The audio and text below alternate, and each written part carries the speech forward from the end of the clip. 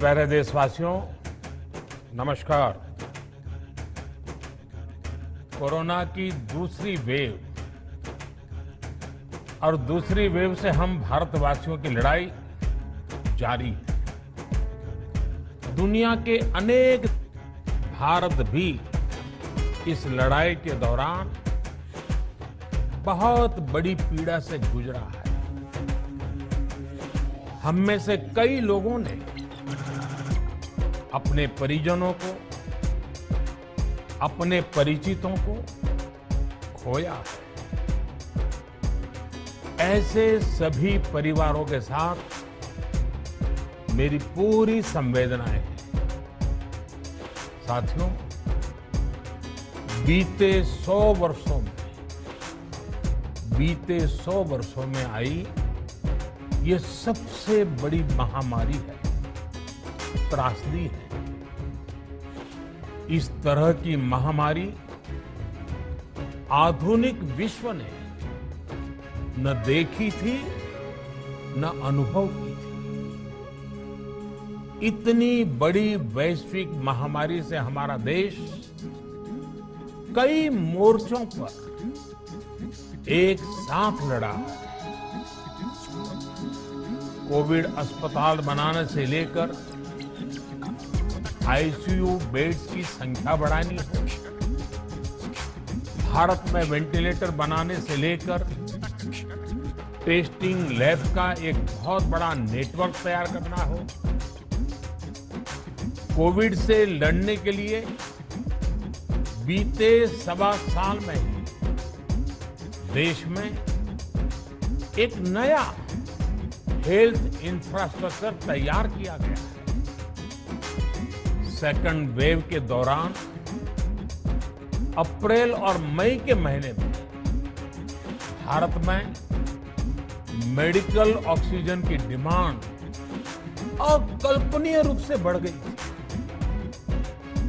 भारत के इतिहास में कभी भी इतनी मात्रा में मेडिकल ऑक्सीजन की जरूरत कभी भी महसूस नहीं की गई।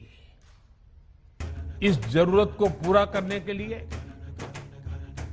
युद्ध स्तर पर काम किया गया। सरकार के सभी तंत्र लगे। ऑक्सीजन रेल चलाई गई, एयरफोर्स के विमानों को लगाया गया, नौसेना को लगाया गया।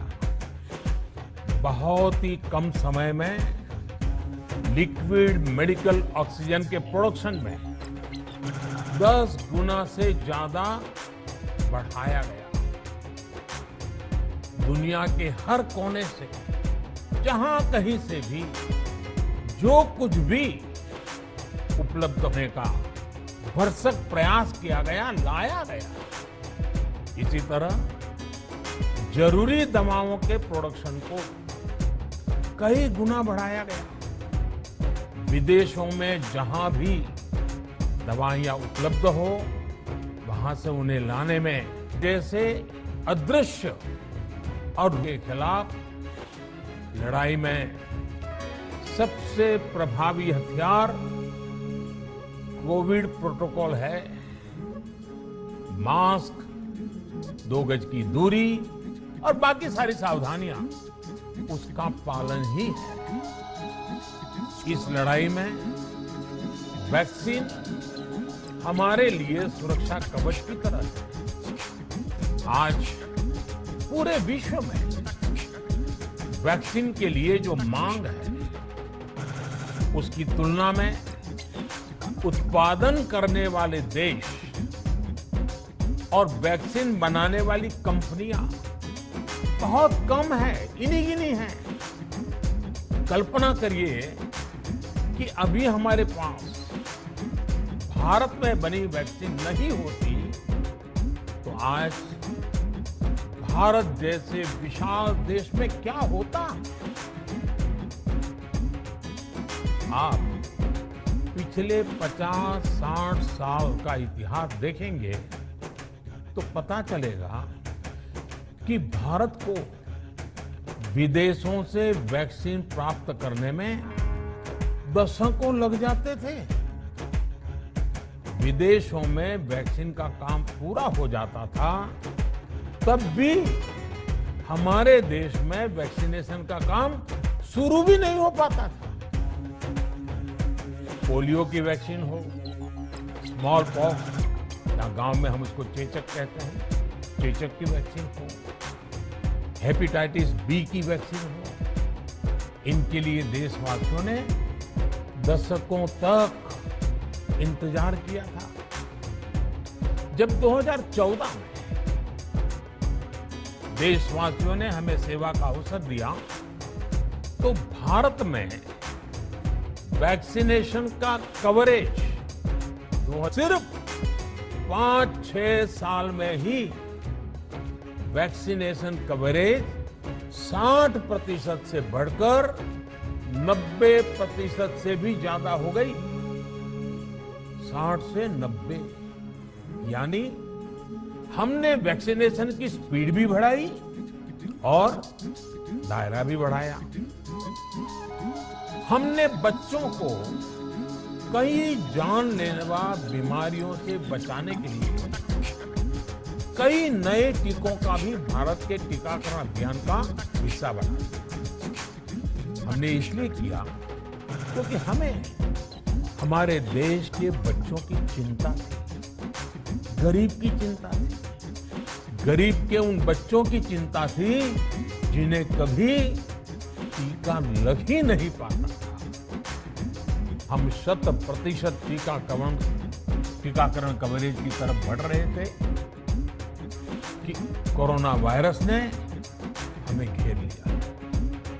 देश ही नहीं, दुनिया के सामने फिर पुरानी आशंकाएं घिरने लगी कि अब भारत कैसे इतनी बड़ी आबादी को बचा पाएगा। के बाद भी दुनिया के बहुत कम देशों में वैक्सीनेशन प्रारंभ हुआ और ज्यादातर समृद्ध देशों में ही शुरू हुआ। WHO ने वैक्सीनेशन को लेकर गाइडलाइंस दी। वैज्ञानिकों ने वैक्सीनेशन की रूपरेखा रखी और भारत ने भी जो अन्य देशों की बेस्ट प्रैक्टिसेस थी, विश्व स्वास्थ्य संगठन WHO के मानक थे, उसी आधार पर चरणबद्ध तरीके से वैक्सीनेशन करना तय किया। केंद्र सरकार ने मुख्यमंत्रियों के साथ हुई अनेकों बैठकों से जो सुझाव मिले, संसद के विभिन्न दलों के साथियों द्वारा जो सुझाव मिले, उसका भी पूरा ध्यान रखा। इसके बाद ही ये तय हुआ कि जिन्हें कोरोना से ज्यादा खतरा है, उन्हें प्राथमिकता दी जाए। इसलिए ही हेल्थ वर्कर्स, फ्रंटलाइन वर्कर्स, 60 वर्ष की आयु से ज्यादा के नागरिक, बीमारियों से ग्रसित 45 वर्ष से ज्यादा आयु के नागरिक, इन सभी को वैक्सीन पहले लगनी शुरू हुई। आप कल्पना कर सकते हैं कि अगर कोरोना की दूसरी वेव से पहले हमारे फ्रंटलाइन वर्कर्स को वैक्सीन नहीं लगी होती तो क्या होता? सोचिए, हमारे डॉक्टर, नर्सिंग स्टाफ को वैक्सीन ना लगी तो क्या होता? अस्पतालों में सफाई करने वाले हमारे भाई बहनों को, एम्बुलेंस के हमारे ड्राइवर्स भाई बहनों को वैक्सीन ना लगी होती तो क्या होता? ज्यादा से ज्यादा हेल्थ वर्कर्स को वैक्सीनेशन होने की वजह से ही वो निश्चिंत होकर दूसरों की सेवा में लग पाए, लाखों देशवासियों का जीवन बचा पाए। लेकिन देश में कम होते कोरोना के मामलों के बीच केंद्र सरकार के सामने अलग अलग सुझाव भी आने लगे, भिन्न भिन्न मांगे होने लगी, पूछा जाने लगा सब कुछ भारत सरकार ही क्यों तय कर रही है? राज्य सरकारों को छूट क्यों नहीं दी जा रही है? राज्य सरकारों को लॉकडाउन की छूट क्यों नहीं मिल रही है? One size does not fit all जैसी बातें भी कही गई। दलील ये दी गई कि संविधान में चूंकि हेल्थ आरोग्य प्रमुख रूप से राज्य का विषय है, इसलिए अच्छा है कि सब राज्य ही करें। इसलिए इस दिशा में एक शुरुआत की गई। भारत सरकार ने एक बृहद गाइडलाइन बनाकर राज्यों को दी ताकि राज्य अपनी आवश्यकता और सुविधा के अनुसार काम कर सके। स्थानीय स्तर पर कोरोना कर्फ्यू लगाना हो, माइक्रो कंटेनमेंट जोन बनाना हो, इलाज से जुड़ी व्यवस्थाएं हो, भारत सरकार ने राज्यों की इन मांगों को स्वीकार किया। साथियों, इस साल 16 जनवरी से शुरू होकर अप्रैल महीने के अंत तक भारत का वैक्सीनेशन कार्यक्रम मुख्यतः केंद्र सरकार की देखरेख में ही चला। सभी को मुफ्त वैक्सीन लगाने के मार्ग पर देश आगे बढ़ रहा है। देश के नागरिक भी अनुशासन का पालन करते हुए अपनी बारी आने पर वैक्सीन लगवा रहे थे। इस बीच कई राज्य सरकारों ने भी कहा कि वैक्सीन का काम डिसेंट्रलाइज किया जाए और राज्यों पर छोड़ दिया जाए। तरह तरह के स्वर उठे, जैसे कि वैक्सीनेशन के लिए एज ग्रुप क्यों बनाए गए। दूसरी तरफ किसी ने कहा कि उम्र की सीमा आखिर केंद्र सरकार ही क्यों तय करे। कुछ आवाजें तो ऐसी भी उठी कि बुजुर्गों का वैक्सीनेशन पहले क्यों हो रहा है। भांति भांति के दबाव भी बनाए गए। देश के मीडिया के एक वर्ग ने इसे कैंपेन के रूप में भी चलाया। साथियों, काफी चिंतन मनन के बाद इस बात पर सहमति बनी कि राज्य सरकारें अपनी तरफ से भी प्रयास करना चाहती हैं, तो भारत सरकार को क्यों इतराज हो और भारत सरकार इतराज क्यों करे। राज्यों की इस मांग को देखते हुए, उनके आग्रह को ध्यान में रखते हुए 16 जनवरी से जो व्यवस्था चली आ रही थी, उसमें प्रयोग के तौर पर एक बदलाव किया गया। हमने सोचा कि राज्य ये मांग कर रहे हैं, उनका उत्साह है, तो चलो भाई 25% का काम उन्हीं को सुपुर्द कर दिया जाए, उन्हीं को दे दिया जाए। स्वाभाविक है 1 मई से राज्यों को 25% काम उनके हवाले कर दिया गया। उसे पूरा करने के लिए उन्होंने अपने अपने तरीके से प्रयास भी किए। इतने बड़े काम में किस तरह की कठिनाइयां आती हैं, ये भी उनके ध्यान में आने लगा। उनको पता चला पूरी दुनिया में वैक्सीन की क्या स्थिति है, इसकी सच्चाई से भी राज्य परिचित हुए। और हमने देखा एक तरफ मई में सेकेंड वेव, दूसरी तरफ वैक्सीन के लिए लोगों का बढ़ता रुझान, और तीसरी तरफ राज्य सरकारों की कठिनाइयां। मई में 2 सप्ताह बीतते बीतते कुछ राज्य खुले मन से ये कहने लगे कि पहले वाली व्यवस्था ही अच्छी थी। धीरे धीरे इसमें कई राज्य सरकारें जुड़ती चली गई। वैक्सीन का काम राज्यों पर छोड़ा जाए। जो इसकी वकालत कर रहे थे, उनके विचार भी बदलने लगे। एक अच्छी बात रही कि समय रहते राज्य पुनर्विचार की मांग के साथ फिर आगे आए। राज्यों की इस मांग पर हमने भी सोचा कि देशवासियों को तकलीफ ना हो, सुचारू रूप से उनका वैक्सीनेशन हो। इसके लिए 1 मई के पहले वाली, यानी 1 मई के पहले 16 जनवरी से अप्रैल अंत तक जो व्यवस्था थी, पहले वाली पुरानी व्यवस्था को फिर से लागू किया जाए। साथियों, आज ये निर्णय लिया गया है कि राज्यों के पास वैक्सीनेशन से जुड़ा जो 25% काम था, उसकी जिम्मेदारी भी भारत सरकार उठाएगी।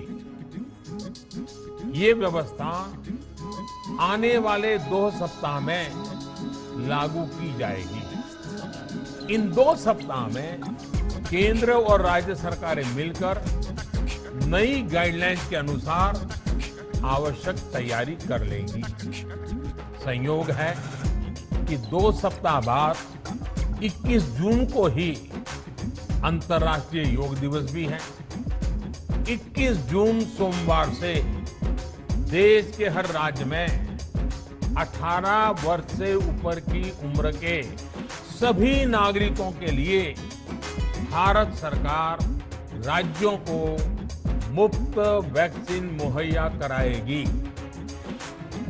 वैक्सीन निर्माताओं से कुल वैक्सीन उत्पादन का 75% हिस्सा भारत सरकार खुद ही खरीदकर राज्य सरकारों को मुफ्त देगी। यानी देश की किसी भी राज्य सरकार को वैक्सीन पर कुछ भी खर्च नहीं करना होगा। अब तक देश के करोड़ों लोगों को मुफ्त वैक्सीन मिली है। अब 18 वर्ष की आयु के लोग भी इसमें जुड़ जाएंगे। सभी देशवासियों के लिए भारत सरकार भी मुफ्त वैक्सीन उपलब्ध करवाएगी। गरीब हो, निम्न मध्यम वर्ग हो, मध्यम वर्ग हो या फिर उच्च वर्ग, भारत सरकार के अभियान में मुफ्त वैक्सीन ही लगाई जाएगी। हाँ, जो व्यक्ति मुफ्त में वैक्सीन नहीं लगवाना चाहते, प्राइवेट अस्पताल में वैक्सीन लगवाना चाहते हैं, उनका भी ध्यान रखा गया है। देश में बन रही वैक्सीन में से 25% प्राइवेट सेक्टर के अस्पताल सीधे ले पाए, ये व्यवस्था जारी रहेगी। प्राइवेट अस्पताल वैक्सीन की निर्धारित कीमत के उपरांत एक डोज पर अधिकतम 150 रुपये ही सर्विस चार्ज ले सकेंगे। इसकी निगरानी करने का काम राज्य सरकारों के पास ही रहेगा। साथियों, हमारे शास्त्रों में कहा गया है, प्राप्य आपदम न व्यथते कदाचित, उद्योगम अनु इच्छति क्या प्रमत्तः। अर्थात विजेता आपदा आने पर उससे परेशान होकर हार नहीं मानते, बल्कि उद्यम करते हैं, परिश्रम करते हैं और परिस्थिति पर जीत हासिल करते हैं। कोरोना से लड़ाई में 130 करोड़ से अधिक भारतीयों ने अभी तक की यात्रा आपसी सहयोग, दिन रात मेहनत करके तय की है। आगे भी हमारा रास्ता हमारे श्रम और सहयोग से ही मजबूत होगा। हम वैक्सीन प्राप्त करने की गति भी बढ़ाएंगे और वैक्सीनेशन अभियान को भी और गति देंगे। हमें याद रखना है कि भारत में वैक्सीनेशन की रफ्तार आज भी दुनिया में बहुत तेज है, अनेक विकसित देशों से भी तेज है। हमने जो टेक्नोलॉजी प्लेटफॉर्म बनाया है, कोविन, उसकी भी पूरी दुनिया में चर्चा हो रही है। अनेक देशों ने भारत के इस प्लेटफॉर्म को इस्तेमाल करने में रुचि भी दिखाई है। हम सब देख रहे हैं कि वैक्सीन की एक एक डोज कितनी महत्वपूर्ण है। हर डोज से एक जिंदगी जुड़ी हुई है।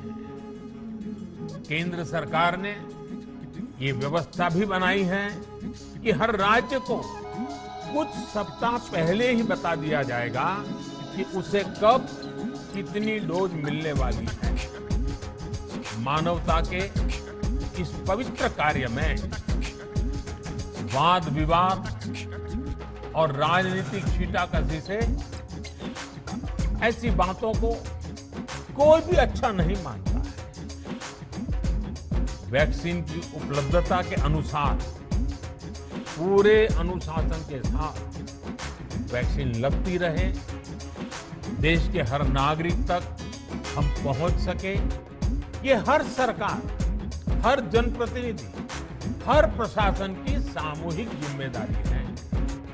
प्रिय देशवासियों, टीकाकरण के अलावा आज एक और बड़े फैसले में, उस फैसले से मैं आपको अवगत कराना चाहता हूं। पिछले वर्ष जब कोरोना के कारण लॉकडाउन लगाना पड़ा था, तो प्रधानमंत्री गरीब कल्याण अन्न योजना के तहत 8 महीने तक 80 करोड़ से अधिक देशवासियों को मुफ्त राशन की व्यवस्था हमारे देश ने की थी। इस वर्ष भी दूसरी वेव के कारण मई और जून के लिए भी इस योजना का विस्तार किया गया था। आज सरकार ने फैसला लिया है कि प्रधानमंत्री गरीब कल्याण अन्न योजना को अब दीपावली तक